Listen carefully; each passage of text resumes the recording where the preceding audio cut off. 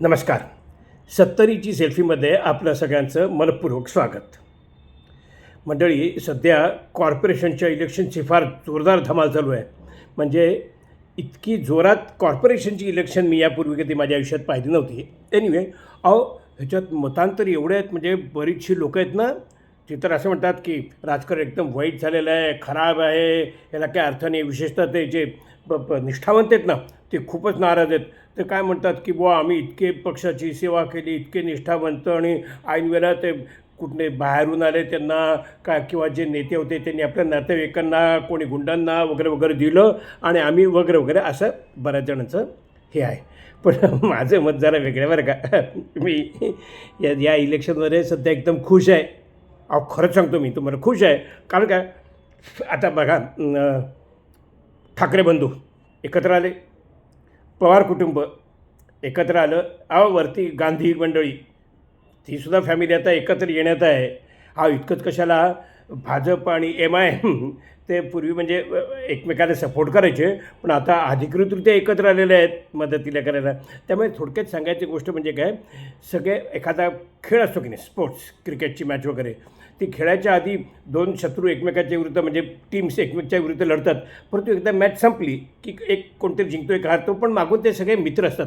तशात सगळे राजकीय लोक मित्र झालेले आहेत. आणि आत्ता जे काही तात्पुरते काही जणांची भांडणं आहेत, म्हणजे अजून काही 15-16 तारखेपर्यंत चालेल, पण त्याच्यानंतर लगेच 17-18 सगळे मित्र होतील. त्याच्यामुळे तसं काही राजकारणाबद्दल काही वाईट मत असण्याचं कारण नाही. आता ते हे जी लोकं आहेत ना, कोण आपली निष्ठावंत, त्यांच्याबद्दल थोडंसं बोलतो बरं का.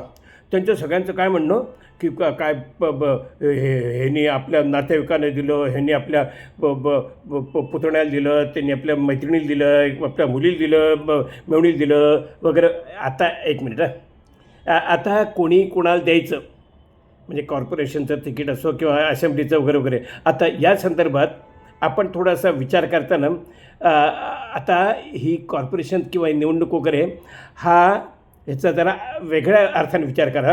हा आता माझा स्वतंत्र थॉट आहे. तुम्ही सगळ्यांनी प्लीज विचार करा, आणि तुम्ही माझ्याशी सगळ्या ॲग्री व्हाल बरं का. म्हणजे आता सगळ्यांनी आपल्याला असा विचार करायला पाहिजे की ही जी निवडणूक आहे ती म्हणजे व्यवसाय आहे की सेवा. म्हणजे लक्षात नाही आलं तुमच्या. म्हणजे सोप्या शब्दात सांगायचं की निवडणूक म्हणजे धंदा आहे की नोकरी. म्हणजे आता बघा, जर नोकरी बघितलं तर कसं असतं, आता बरं का, ते मुंबई पोलीस कमिशनर रिटायर झाली. आता रिटायर झाल्यानंतर ती काय असं नाही म्हणू शकली की माझ्या मुलाला आता पोलीस कमिशनर करा. नाही. तर कोण होतं पोलीस कमिशनर, किंवा ते जे ज्येष्ठ असतात 5-7 अधिकारी, तर त्यांच्यातील एकाला जे सरकारमधले गृहमंत्री किंवा इतर जी मंडळी संबंधित, ते एकाला निवडतात की आता तो ह्याच्यापुढे मुंबईचा पोलीस कमिशनर. कारण की ते नोकरी आहे, सेवा आहे. तेच आता आपण जर व्यवसाय म्हणजे धंदा म्हटलं तर आपले धीरूभाई अंबानी, केवढा मोठा बिझनेसमन, शून्यातून हे मोठं एम्पायर उभं केलं. पण त्यांनी मरणाच्या आधी आपली एवढी सगळी जी प्रॉपर्टी होती ना, ती आपले 2 मुलं मुकेश अंबानी आणि अनिल अंबानी यांच्या नावाने गेली. त्याच कोणी म्हटलं का मला का नाही, किंवा ह्याला का नाही, किंवा आम्ही पण थोडं थोडं वाटत आहे. नाही. ते काय म्हणले की ही माझा बिझनेस आहे, माझी प्रायव्हेट प्रॉपर्टी आहे, मी ठेवणार, कोणाला द्यायची कोणाला नाही. आणि त्यांनी त्या 2 मुलांना दिले. अर्थात मग तो जो मुकेश अंबानी होता त्यांनी आपली प्रॉपर्टी आणखीन वाढवली, आणि अनिल अंबानी तो मात्र बँकरप्ट आहे असं कळत आहे. म्हणजे बँकरप्ट आहे म्हणजे कसं की आत्ता जे आम्हाला तुम्हाला जे SMS येत असतात ना बँकेचे, काय लोन पाहिजे का, मला येत असतात ना की तुम्हाला हवं आहे का. आता सला मला पूर्वी जेव्हा हवं असायचं त्यावेळेस कोणी विचारायचं नाही बरं का. आता मी रिटायर झालो, आता मला काही लोनची गरज नाही. तर मला अगदी आदनमधनं SMS येत असतो, काही पाहिजे असेल तो लोन असेल तर लगेच तुम्हाला देऊ वगैरे वगैरे. पण तसं त्या अनिल अंबानीला जात नसणार, कारण की तो बँकरप्ट आहे. अर्थात तो त्याच्या बायकोच्या म्हणजे टीना अंबानीच्या घरात राहतो, ज्याची किंमत आहे 5,000 कोटी रुपये. ही गोष्ट वेगळी असो. आपल्याला तर ते काय करायचं आहे, तर आणखीन जरा थोडासा एवढा हजारो कोटीपेक्षा जरा पण छोटा बिझनेसचा विचार करू, आपल्या पॉप्युलर आवडीच्या म्हणजे फिल्मी. राज कपूर माहिती ना, केवढा मोठं RK बॅनर, किती त्यांनी काय काय केलं काय नाही केलं. पण आता त्यांनी सुद्धा बरं का आपला त्याचा बिझनेस म्हणजे कसं फिल्ममध्ये लॉन्च करायचं, हिरो करू शकत होता, कोणाला हिरोईन करू शकत होता. त्यांनी काय केलं, आपल्या मुलांना बरं का म्हणजे प्रॉपर्टी दिलीच असेल, थोडी बहुत आहे दिलीच, पण मुख्य म्हणजे काय लॉन्च केलं, एकेकाला एक हिरो म्हणून लॉन्च केलं. एक तिन्ही मुलांना हिरो करून एक सिनेमे कोट्यवधी रुपये खर्च करून त्यांनी ते तयार केले आणि रिलीज केले. आता या तीनपैकी बरं का एक जण चालला, ऋषी कपूर म्हणजे जोरदार चालला, त्याचे शेकडो पुढे सिनेमा आले. रणबीर कपूर चालला म्हणाल तर चालला, एक जण आणखीन कुठे आला कळलंच नाही. थोडक्यात म्हणजे काय, शेवटी जरी बापाने किती लॉन्च केलं किंवा काय केलं तरी पोरात त्याच्या लायकीनुसार मोठा होईल किंवा छोटा होईल वगैरे वगैरे. तर आता हे झालं राज कपूरचं उदाहरण. तर आपण काय म्हणू शकतो का किंवा राज कपूरने आम्हाला तर ऑडिशनला सुद्धा बोलवलं नाही, मी काय म्हणू शकतो का काय रे बाबा मला नाही बोलवलं तुम्ही ऑडिशनला, डायरेक्ट तुझ्या मुलांना पण नाही. तर म्हणाल की माझी प्रायव्हेट प्रॉपर्टी, मी ठरवणार कोणाला द्यायचं कोणाला नाही ते. पण ते एखादा दूरदर्शनचं डायरेक्टर ठरू शकतं का तर त्याच्या मुलाला म्हणजे डायरेक्टर तर सोडा, अनाऊन्सरसुद्धा करू शकत नाही, त्याच्यासाठी सुद्धा त्याला ती सगळी प्रोसिजर फॉलो करावं लागेल. असो, तर सांगायची गोष्ट म्हणजे हा फरक आहे नोकरी आणि व्यवसाय याच्यातला.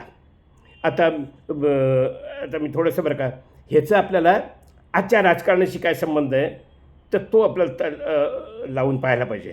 मग आता मी 70चा आहे, तुम्हाला माहितीच आहे. अगदी जेव्हा 65-70 साली जेव्हा मी प्रथम खूप इंटरेस्ट घ्यायचो, मग कळायला लागलो, 4 गोष्टी वाचायला लागलो आणि राजकारण काय आणि अमुक काय समाजसेवा वगैरे काय जेव्हा समजू लागलो, त्यावेळेस बरं का आमच्या पुण्यात बरं का, मी पुण्यातसुद्धा जे काही राजकीय नेते बडी मंडळ होते, एस एम जोशी एक आमचे तिथले खासदार होते लोकसभेचे. एस एम जोशी म्हणजे कसं की ज्यांनी राजकारणात म्हणजे फार समाजकारणात फार मोठं काम केलं. म्हणजे ते स्वातंत्र्य युद्धात लढ्यात तर ते होतेच, त्याच्यानंतर आपला जो संयुक्त महाराष्ट्राचा जो लढा आहे त्याच्यातही त्यांचा सहभाग होता आणि असा सच्चिर असा ज्येष्ठ मनुष्य होता. तो आमच्याकडनं निवडून आलेला असा खासदार होता, म्हणजे तो चांगलाच मनुष्य होता. हे म्हणजे 67ची गोष्ट. पुढे 71च्या इलेक्शनच्या वेळेस काय झालं, त्यांचं वय वाढलं, त्याच्यामुळे त्यांनी ठरवलं की आता आपण काही इलेक्शन लढवायची नाही.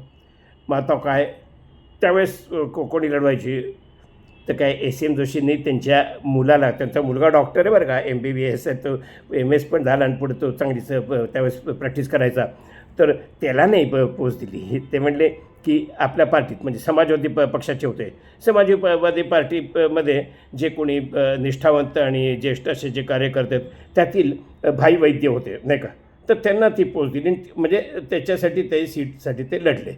सांगायची गोष्ट म्हणजे कसं आहे, ते लोक त्यावेळेस म्हणजे आपली खासदार किंवा ते सीट ही नोकरी समजत होते, धंदा नाही, नो धंदा, बिझनेस नाही, ते एकदम नोकरी म्हणजे सेवा अशा दृष्टीने ते हे होतं. तसं म्हणजे हे समाजवादी पक्षाचे ते हे तर आहेतच, शिवाय इव्हन आपले मला आठवतं तर रामभाऊ माळकी किंवा असे काही जनसंघ भाजपने त्यावेळेस जनसंघ सांगतो, जनसंघातसुद्धा असे खूप लोक होते की जी अशी डेडिकेटेडली काहीतरी आपापलं काम करायची. तर सांगायची गोष्ट म्हणजे त्यावेळेस काय व्हायचं, आम्हाला प्रॉब्लेम व्हायचं. म्हणजे आम्ही अगदी तरुण जरी असलो तरी खूप जणांची भाषणं ऐकायचो की मग कोणाला निवडून द्यायचं, कोण जास्त चांगला, हा आम्हाला प्रश्न पडायचा. हो हा मग आम्ही किंवा SM जास्त चांगला असं आम्ही समजायचो वगैरे. पण आता हे झालं हे कधीची गोष्ट आता त्याच्यानंतर 55 वर्षाचा काळ गेलेला आहे आणि फार उलथापालथ झाली आहे.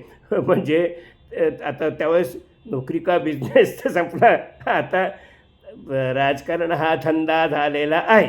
म्हणजे आता तुम्हाला नोकरी का व्यवसाय असं कोणा विचारण्याचाच अर्थ नाही, कारण जे आलेत ते व्यवसाय म्हणूनच आलेले आहेत, कारण नोकरी करायला काय हे असो. आता ते आणखीन कसं एक दुसरं लक्षण सांगतो तुम्हाला की व्यवसाय का नोकरीचं. आता नोकरी व्यवसाय जो आहे ना, समजा माझ्याकडे असेल 5-10 कोटी, तर मी ठरवतो की एखादं हॉटेल काढीन किंवा एखादा प्लॉट विकत घेईन छोटा मोठा आणि तो डेव्हलप करीन, किंवा आणखीन रिस्क घ्यायची असेल तर एखादा सिनेमा काढीन वगैरे. तर तसं राजकारण हा त्याच्यापेक्षा रिस्क आहे.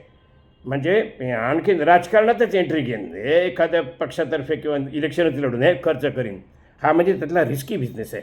म्हणजे आता त्याच्यात कसं आहे, जर तुमचं पक्षात तुमचं सीट निवडून आली तर मग काय चंगळच चंगळ. पण नाही तर गेले सगळे पैसे गेले, खर्च एकदम झिरो. म्हणजे रिस्क फार मोठी आहे. पण त्यातसुद्धा जर तुम्ही विरोधी पक्षाकडनं आलात, सत्ताधाऱ्याच्या विरुद्ध लढून, आणि निवडून आल्यानंतर जर का इकडनं तिकडे गेलात, तो काय पैकाच पैका, बख्खळ पैसा, म्हणजे तो बिझनेस म्हणजे यशस्वी होऊ शकेल. तर थोडक्यात म्हणजे आता जो आहे हा बिझनेस झालेला आहे. आता तो काही सर्व्हिस राहिलेली नाही आहे. त्यामुळे पूर्वी आमच्या काळात कसं आम्ही थोडासा विचार करायचो की हा मनुष्य चांगला का तो जास्त चांगला कोण, त्याला मी मत द्यायचो. आता जास्त चांगला कोण असा तुमच्याकडे चॉईस शिल्लक नाही. आता शिल्लक असा चॉईस आहे की हा जास्त वाईट आहे का तो जास्त वाईट आहे. आता त्यामधला तो जास्त वाईट आहे त्याला टाळा, जो कमी वाईट आहे त्याला मत द्या. म्हणजे चांगलं हा ऑप्शन गेला, आता कमी वाईट असं ऑप्शन द्यायचा. म्हणजे कसं असं तुम्हाला किंवा हा निवडून आला तर हा अजिबात पैसे खाणार नाही असं शक्य नाही. अहो त्याला राजकारण करायचं आहे, त्याला परत निवडून यायचं आहे नाही का, तर तो पैसे खाणारच. मग त्यात असं बघा की तो कमी पैसे खातो, किंवा एखादा असा की पैसे खातो पण कामसुद्धा करतो. पण बाकीचं जे असतात पैसे खातो पण काम करत नाही, त्याच्यापेक्षा बरा. आणि काही जण जो काय पैसे पण खातात प्लस दादागिरी करतात, असे तर नकोच नको. त्याच्यामुळे आता तुमच्याकडे जे वाईट कमी वाईट असे जे ऑप्शन्स आहेत ना, त्यातले कमी वाईट निवडा आणि वाईटाला हे देऊ नका. आता हे थोडंसं मी येतो पुन्हा त्या आपले हे जे आहेत ना निष्ठावंत, ते ते अजून ते हे बघा, निष्ठावंत आहेत ना, तुमची लायकी काय आहे सतरंजी उचलायची, ते तुम्ही आवडीने केलं ना, ते अजूनही काही इतके वर्ष केलं, कारण त्यांच्या सगळ्यांचं की आम्ही इतकी वर्ष सेवा करतो आहे, मग अजून काही वर्ष सेवा करा की. एवढी वर्ष जर तुम्ही फुकट सतरंज्या उचलल्यात तर आता उचलायला काय तुम्हाला जड जात आहे, सवय झालेली आहे तुम्हाला.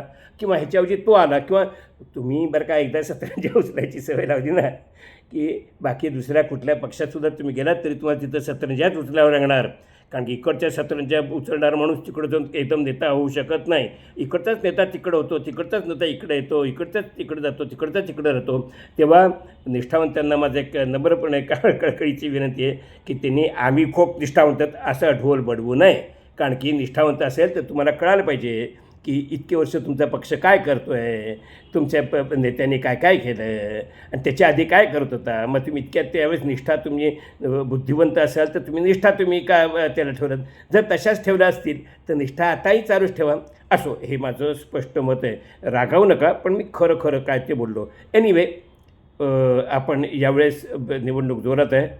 सगळेजण कमी वाईट असा नेता निवडतील आणि कमी वाईट असं कॉर्पोरेशनमध्ये नेतृत्व होईल अशा पण आशा करूया. धन्यवाद.